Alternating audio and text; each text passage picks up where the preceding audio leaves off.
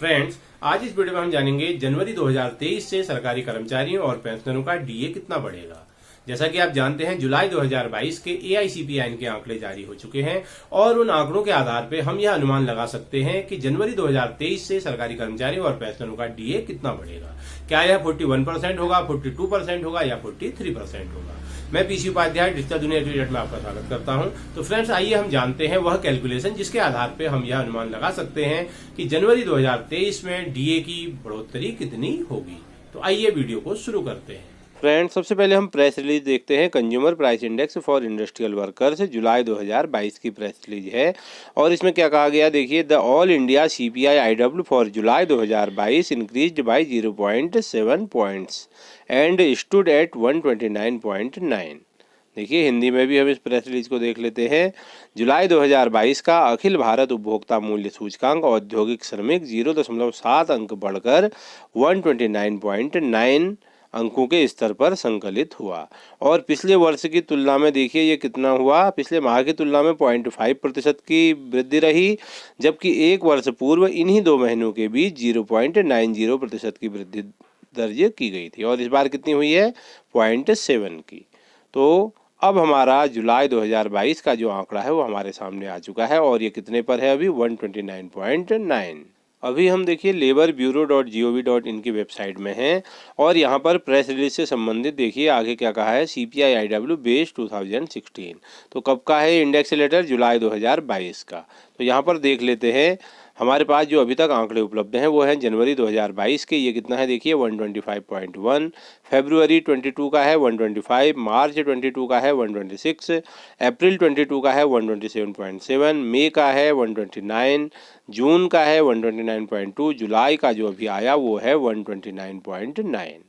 और अब देखिए आने वाले माह में हमें अगस्त 2022, सितंबर 2022, अक्टूबर 2022, नवंबर 2022 और दिसंबर 2022 के आंकड़ों की आवश्यकता होगी और हम जनवरी 2023 से डीए बढ़ करके कितना होगा उसकी कैलकुलेशन के लिए पिछले 12 महीनों का जो आंकड़ा होगा उसमें एक कैलकुलेशन का सूत्र लगा करके हम यह आंकड़ा विधिवत जान सकते हैं। तो यहाँ देखिए हमारे पास अभी 6 महीने पहले थे और 7वें महीने का आंकड़ा आ चुका है और आगामी महीनों में अगर आंकड़े अनुमानित स्तर पर आए तो उसके आधार पर हम कैलकुलेशन कर पाएंगे। तो आइए अब हम एक आकलन करते हैं कि अगस्त 2022 के आंकड़े बढ़ करके कितने आएंगे।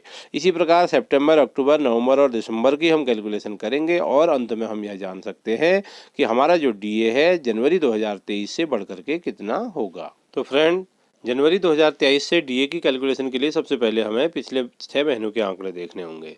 तो देखिए जनवरी 2022 का जो सीपीआई आईडब्ल्यू का इंडेक्स आया था वो कितना था, 125.1।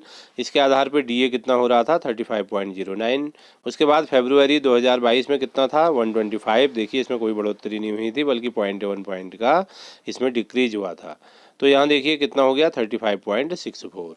उसके बाद मार्च में कितना हुआ, 126 और ये बढ़ के हो गया 36.23। अप्रैल में 127.7 का आंकड़ा आया और डीए हो गया 36.93। मई में देखिए 129 का आंकड़ा आया था जो कि काफ़ी बड़ा था, तो यहाँ पर डीए हो गया था 37.70 और जून 2022 के आंकड़े आने के बाद देखिए हमारा जो आंकड़ा आया था 129.2 का और तब हमारा डीए कितना हो गया है, 38.38। तो जुलाई 2022 से अब डीए कितना मिलना है, 38%। अब हम बात कर रहे हैं अगले 6 महीने के आंकड़े, इन्हीं आंकड़ों में जुड़ेंगे।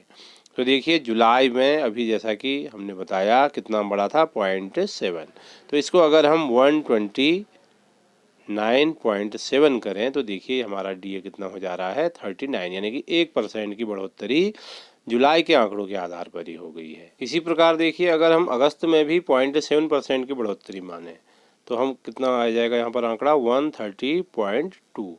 तो हमारा देखिए यहाँ पर डीए कितना कैलकुलेट होकर आ रहा है, 39.68। इसी प्रकार पुनः सितंबर में भी हम यही मान लें, 130.9, 0.7 की बढ़ोतरी मान रहे हैं, तो तब हमारा डीए बढ़ के कितना हो जाएगा, 40.38, यानी कि 2% की बढ़ोतरी हमारे सामने सितंबर 2022 के आंकड़ों के आधार पर ही हो जाएगी। तो इसी प्रकार से अगर अक्टूबर, नवंबर और दिसंबर में भी इतनी ही बढ़ोतरी हुई 0.7 की, तो तब आप यह मान के चलिए कि हमारा जो डीए बढ़ करके आएगा वो कितना हो जाएगा 42%, यानी कि 4% की बढ़ोतरी होगी।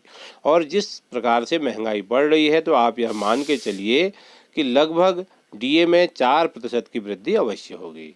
बाकी फ्रेंड, जैसे ही मैं अगस्त 2022 के आंकड़े आएंगे तुरंत AICPI के आंकड़े आने के बाद आपके सम्मुख वीडियो लेकर के आऊँगा।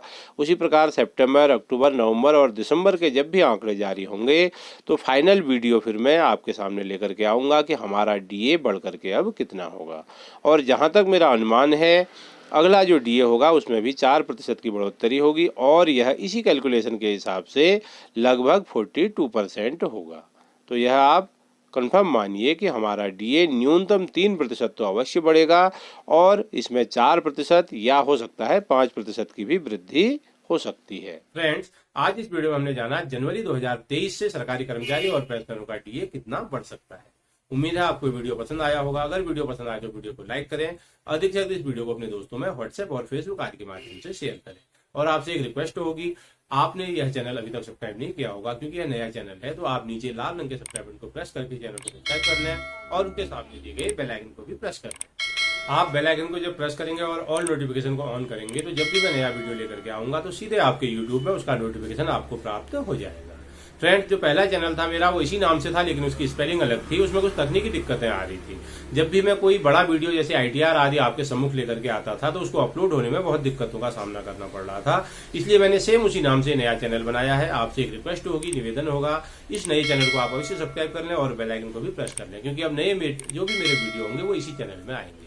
पुनः शुरू से अंत तक डिजिटल दुनिया A to Z परिवार का हिस्सा बने रहने के लिए और साथ देने के लिए आपका बहुत बहुत धन्यवाद।